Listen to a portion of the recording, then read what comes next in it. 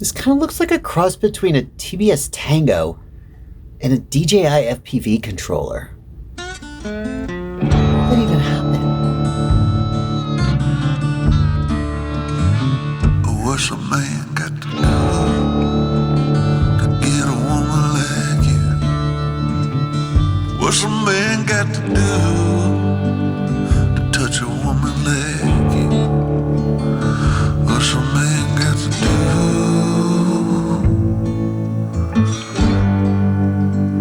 to get a woman like you? The Jumper T Pro is the best radio that Jumper has ever made at this price point. Actually, that's kind of not true. If you look at where the Jumper T Pro fits in the sort of hierarchy of radios you can buy today, it's pretty clear that it is a sibling to radios like the Jumper T-Lite or the Radiomaster T8. Now, here's the thing. When these radios first came out, they cost about $80. And the next tier up radios, like the Jumper T16 or the Radiomaster TX16S, they cost about $140 to $160. But it's 2022 and everything is more expensive than it used to be. Those next tier up radios are like $200 now. And the Jumper T Pro is like $100 to $120 depending on how you spec it out. So the big question that we're going to tackle in this video is the Jumper T Pro actually giving you something for that extra money that you're paying, or is it basically just like a more expensive 2022 version of the Jumper T-Lite? I'm Joshua Bardwell. You're going to learn something today.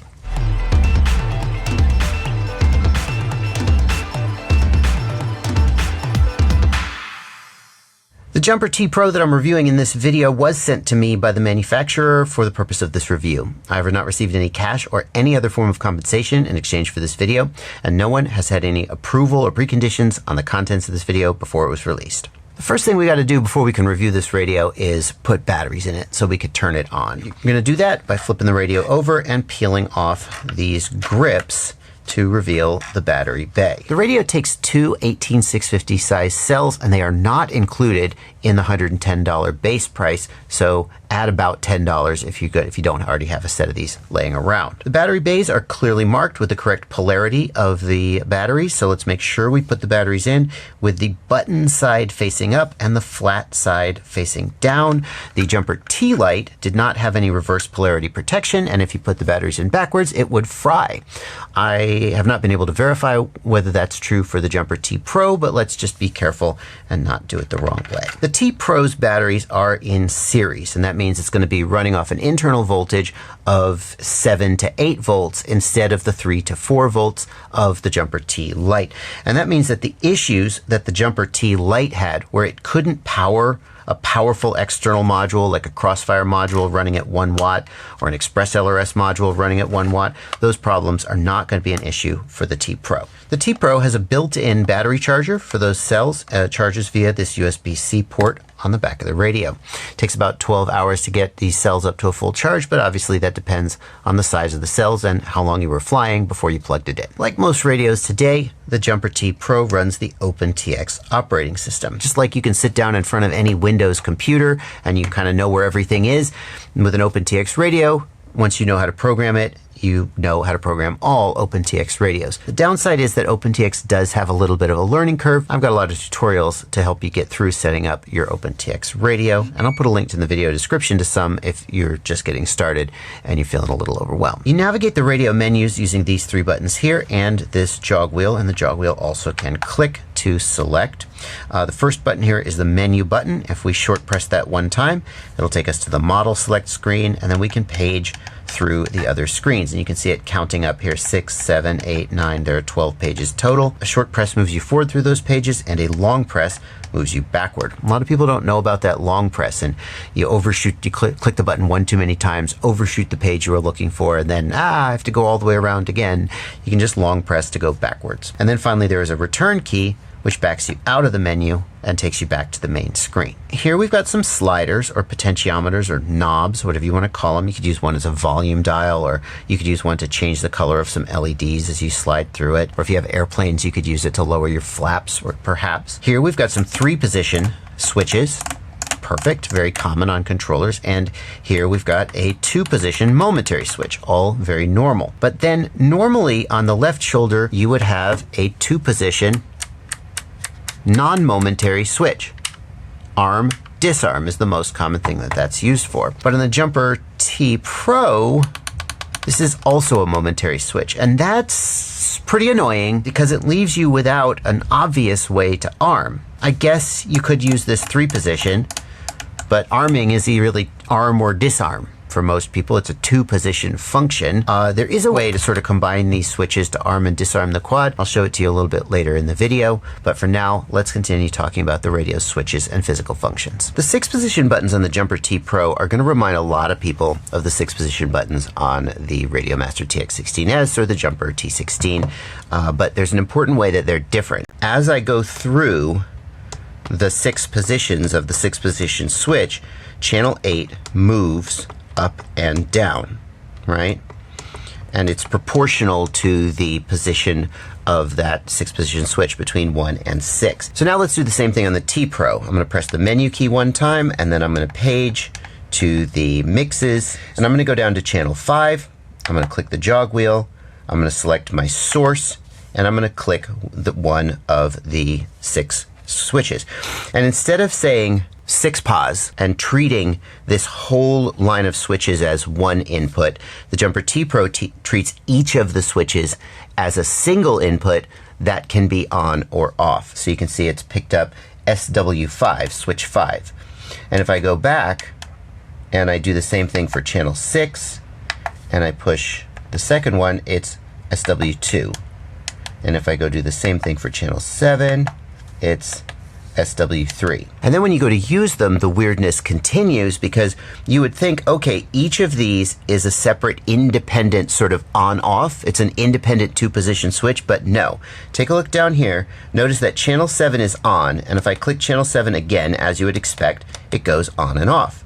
And if I click this one, this channel goes on and off. Look what happens if I click the second one and channel 6 goes on, and then I click the third one.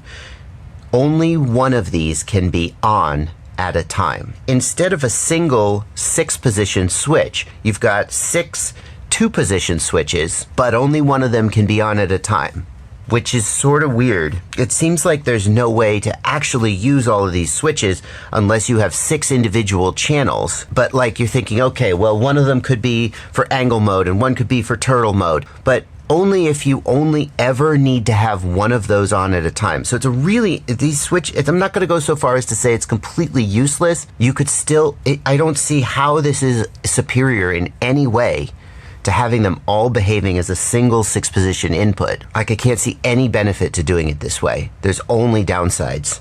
It's so dumb. Now we come to the topic of the gimbals. And judging the quality of gimbals on a radio at this price point always requires a little bit of perspective. You're not going to get the same quality of gimbal as you get on, like, this is the AG01 gimbals on the Radiomaster TX16S. These gimbals alone cost $160. Nevertheless, you absolutely can get acceptable quality gimbals in a radio at this price point, and that's pretty much what we've got with the T Pro. In fact, the gimbals on the T Pro appear to be the exact same gimbals as were in the T-Lite. I mean, I don't know that 100% for sure, but they sure seem to be. And several professionals in the RC hobby, other YouTubers and professional pilots, actually like the T-Lite as their daily driver radio, even though they could be using presumably a more expensive, more premium radio. So if it's good enough for them, it's probably good enough for you. The gimbals on the T Pro are mounted pretty much flush with the top surface. And if we look at the T-Lite for comparison, you can see that the gimbal is sort of sunk down in there a little bit. The sticks are not actually longer, but because they're mounted higher in the radio, it makes it feel like the sticks are a little bit longer. And that matters because although the stick is adjustable, we can screw this stick end out like so and make it longer, but they can't get shorter. They come shipped at the shortest length. And I don't think most people are going to want to make this longer, although everybody's ergonomics are different. Like with most of the radios I review, I played on the simulator with this for about 45 minutes to an hour-ish just to get a sense of how the ergonomics were, and I found it to be perfectly comfortable for my hybrid pinch grip. I found that I had plenty of room in my hands to reach everywhere that I needed to reach. It was no problem. When I try it with a thumb grip, you have more movement with a thumb grip, so it's fine there as well. I might like the sticks to be just a little bit shorter for my personal tastes, but I wouldn't call it a deal breaker. Lastly, we've got the trim switches here, which are small 5-position switches. You push them up, down, left, right to trim the given gimbal axis. This is going to be really useful for airplane pilots mostly, who want to be able to quickly reach down with their thumb and trim the plane left, right, forward, or backward as they're flying. Quadcopter pilots don't have much use for trim switches, but because OpenTX is fully programmable, you can actually use these trim switches for other functions, like whatever else you might want to do. And there's video tutorials out there about how to do that. I might have even made one. If I have, I'll put it down in the video description, of course. The Jumper T Pro comes with a 2.4 gigahertz multi-protocol module in it.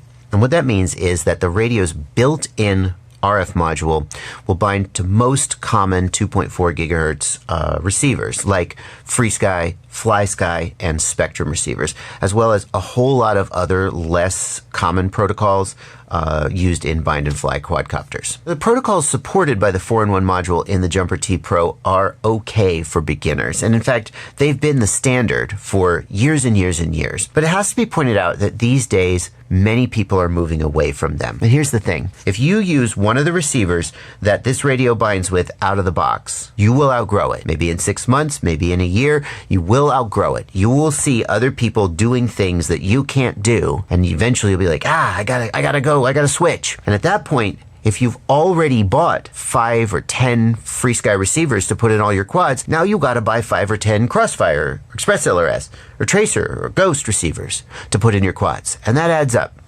So I recommend that if you can, you get started out of the box with a more sophisticated, higher performance protocol than the ones that this binds to out of the box. But if you decide to go with like a FreeSky receiver, get the FreeSky RXSR receiver is a great choice. For example, you'll be fine. Now, if you decide to take my advice and use a more advanced protocol with this radio, you're going to run into a problem. It doesn't have an external module bay. Well, actually it does. It comes with this little guy, and you plug it in here on the back of the radio. And then there are 3 screws that you install, and bam, you've got a module on the back of the radio.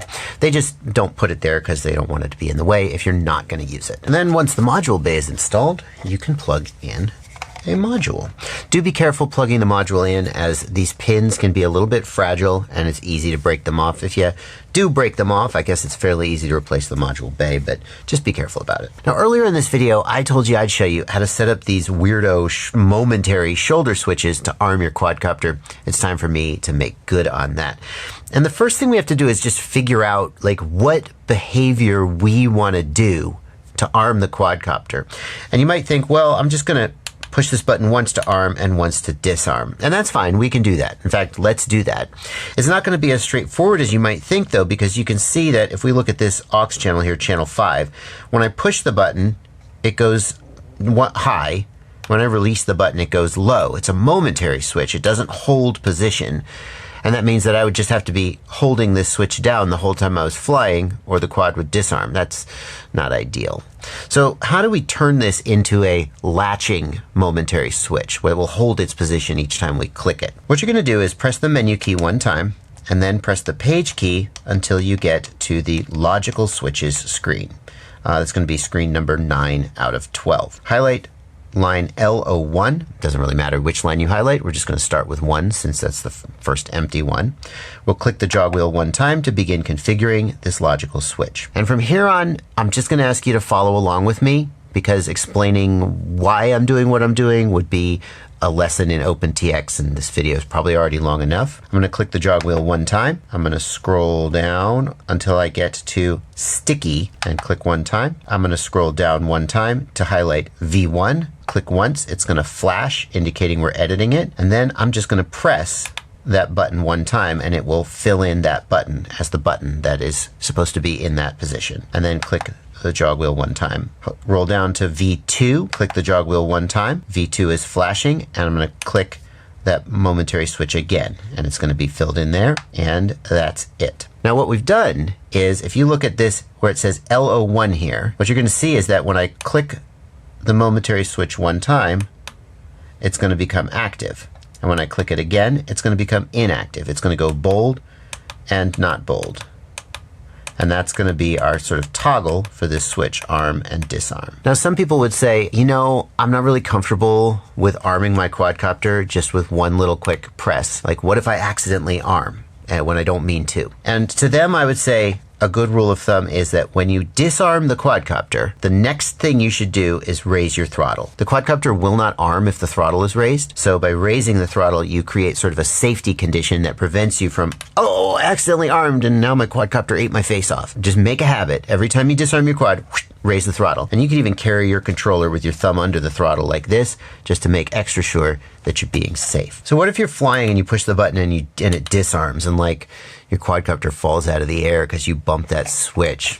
I guess you could set it up so like if you press both buttons, it arms and disarms. That's going to be a little more complicated to set up, and I feel like this review's already gone on long enough. So what I'm going to do is, I think this radio is actually going to be pretty popular. I'm going to do a full setup guide for this radio, including how to get the latest firmware on it, how to get the SD card. It doesn't come with an SD card, but if you do put an SD card in it, then you can get like audio callouts and other bonus features. I'm going to do a full setup guide, and I will include how to set up maybe a more sophisticated and a little bit safer arming switch. Make sure you subscribe to the channel, hit the notification bell so you don't miss it. It will come out sometime in the future. I'm not 100% sure when it's going to be, so get subscribed. So we come back to the question that I posed at the beginning of the video. When you pay $100-ish for the Jumper T Pro, compared to $80-ish for these other similar radios 6 months or a year ago, what are you getting for your money? Is that just a 2022 markup? And I wouldn't blame you if you said yes. There's this radio in terms of its capabilities. What has it got? It's got a screen.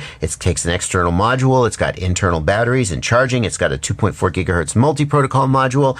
It's exactly the same as the Jumper T-Lite. It just costs $20 more. But just look at the two radios side by side, and it's pretty obvious where your $20 went. The Jumper T Pro just looks and feels like a higher end radio. Maybe it's just because it's DJI gray and my brain associates anything DJI with higher quality. I feel like the ergonomics of the T Pro are superior. I like the longer grips.